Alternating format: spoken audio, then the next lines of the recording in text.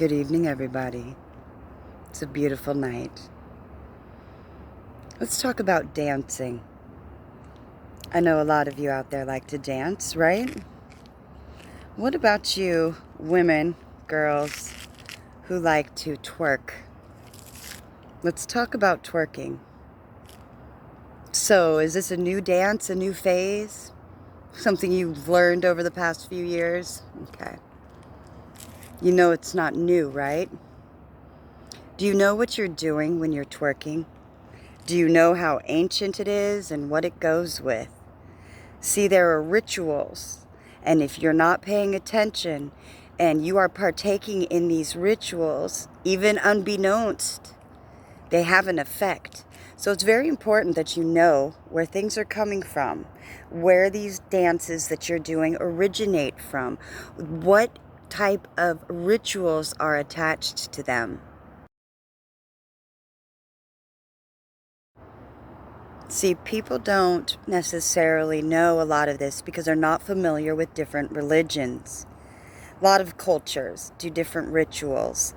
For instance, with what I want to talk about tonight, twerking, this isn't something that's new. This is something that the Africans have been doing, the Native American tribes, Hindus, shamans. This dancing isn't new. It appears as if it, I stumbled. It appears as if it's entertainment for you guys. It's not. It's summoning demons. You guys need to pay attention to the rituals. Not so that you can follow them, but so you could be aware of them and not follow them. Because when you are dancing, you are unbeknownst oftentimes conjuring, summoning, invoking different deities. And in this situation, it's Gede, or Gede, however you'd like to say the name. Voodoo was believed to have originated in French slave colonies in the 18th century. These slave colonies were forced to convert to Christianity and had many of their own religious beliefs and practices suppressed. As a result of this, voodoo became a mixture of everything, embracing elements from the Yoruba and Bakongo in Africa, while also incorporating the idea of European spirituality, even being influenced by Freemasonry and European mysticism. So now we can move on to the bulk of the video discussing the Baron himself. Baron Samedi is just one of the many loa of Haitian voodoo, the loa being spirit-like deities, but rather than them being worshipped or prayed to, they are instead served. These loa all have their own unique identities, their own preferences, likes and dislikes. They have different symbols, different songs, dances and rituals, and quite often they possess human beings as a means of acquiring a physical body. They aren't, however, always referred to as literal deities, like we see in Greek, Roman or Egyptian myth. Instead, they are spirits, messengers to the supreme creator in the eyes of voodooists, the unknowable good god, Bondi. Baron Samedi, whose name in French means Baron Saturday, was considered the loa of the dead, along with his many incarnations, Baron Cimetière, Baron Lacroix, and Baron Criminel. Fortunately for those of you watching this video who are indeed French, that is the first and last time I'll be attempting a French accent in this video. The Baron was considered the head of the Gede family, who were a group of spirits that embodied the powers of death and fertility. Interestingly enough, the Baron's wife, Maman Bridget, or Mother Bridget in English, was often symbolized by a black rooster, and protected the gravestones in cemeteries that were marked with a cross. Mother Bridget is often described as having red hair and emerald green eyes, and as her name would suggest, she originated from Ireland, making her the only white deity that we see in voodoo. The Baron himself is often depicted as a tall, handsome black man, wearing a top hat and a black tuxedo. His face is white and quite skeletal looking.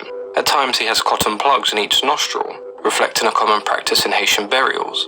Along with his signature cane, Baron Samedi always has an abundance of cigars and alcohol. The Gede family were traditionally seen as loud, rude and quite sexual. Many considered them to be a lot of fun, and the Baron was no different, being known for his dancing, obscenity, disruption and debauchery. So what exactly does Baron Samedi do, other than drink rum, smoke cigars and have sex? To start off, it's believed that no spirit could cross into the realm of the dead without being accepted by Baron Samedi.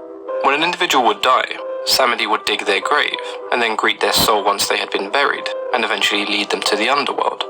Despite being a spirit associated with the dead, he was also seen as one that could give life and heal those in need. Many saw Baron Samedi as a symbol of reincarnation, not only with the power to give the dead new life, but to save those who were an inch away from dying. When it came to those who thought they had been a victim of a hex or some kind of black magic, they would look towards the Baron, as it was said if he refused to dig their grave, they could not die. The Baron could also cure any disease or wound known to mankind. Now, I mentioned earlier that the Baron had several different incarnations, and since they all have their own unique mannerisms and behaviour, we can take a look at the differences between them. Baron Samedi was known for spending most of his time in between our realm and the invisible spirit realm. Baron Lacroix, which means Baron of the Cross, was seen as suave and sophisticated, not much of a party animal, but rather a philosopher of death. Baron Cimetière was the male guardian of the cemetery, along with his wife who we discussed earlier.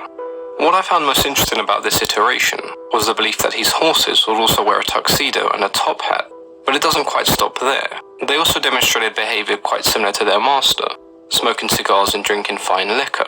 Baron Criminel was one of the most feared Loa. He was seen as a murderer condemned to death, and when he was invoked, he would provide swift judgment. This iteration of the Baron was the least pleasant to be around. When someone was possessed by Baron Criminel, they would shout obscenities and attempt to harm all of those around them. One of the ways to appease this particular spirit was with the sacrifice of black chickens by burning them alive, as it was believed the shrieking of the chickens when being burned appealed to his cruel nature. I do find Baron Samedi rather interesting, because he has a fairly large and important role, and you'd almost expect his personality to reflect that. But instead you have someone who's notorious for his outrageous behaviour, constantly partying and drinking, but yet he still remains capable of performing his duty, and to me that feels very human-like. In the same way many of us work extremely hard, but then also... The demon, called Gede, is a part of a family or a group of demon spirits, basically. So when you're twerking, you're invoking demons, sex demons that possess you, as well as demons of death. See, because Gede, he died really young, right? And he's a prankster. And one of the things he does is he likes to avenge children who died at young ages. So when you're doing a twerking dance, you are summoning death demon angels. You are summoning witchcraft angels of sorcery for sex rituals. And you guys really need to just wake up from this. Know what you're doing. Pay attention. Don't be deceived in these end days. These things, these dances, these things that people are partaking in where you're doing these challenges, sorry, they're all attached to rituals.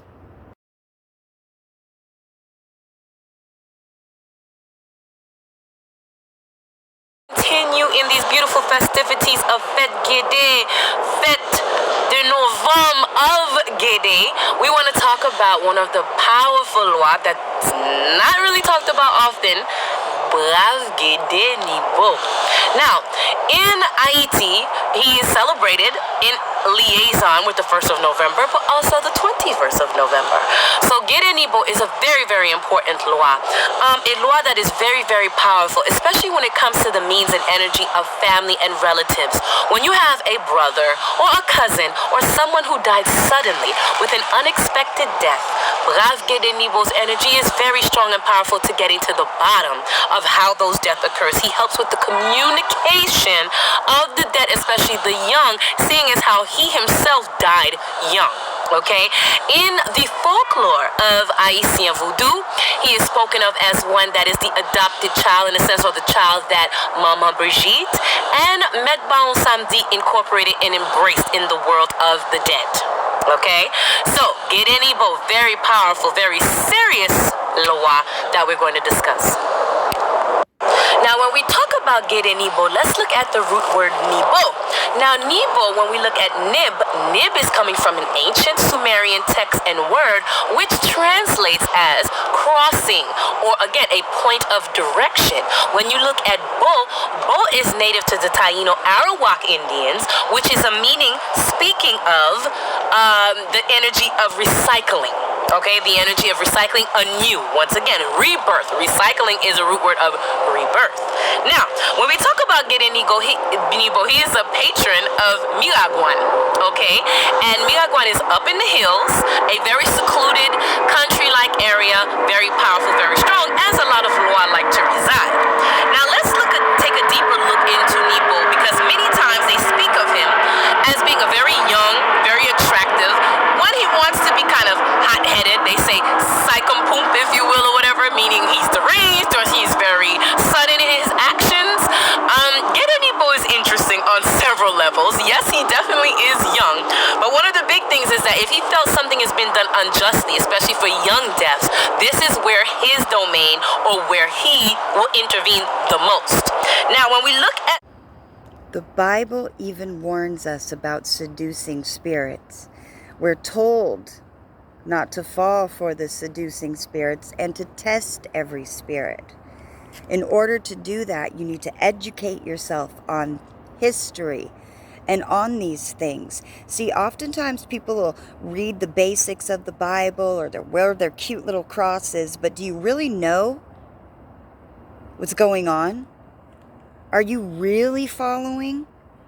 Are you really following God and Christ, or are you following man-made traditions? Don't be deceived. Wake up. Fashionable young man. He's a man that likes to dress very clean between the colors of black, white, and obviously a dash of purple.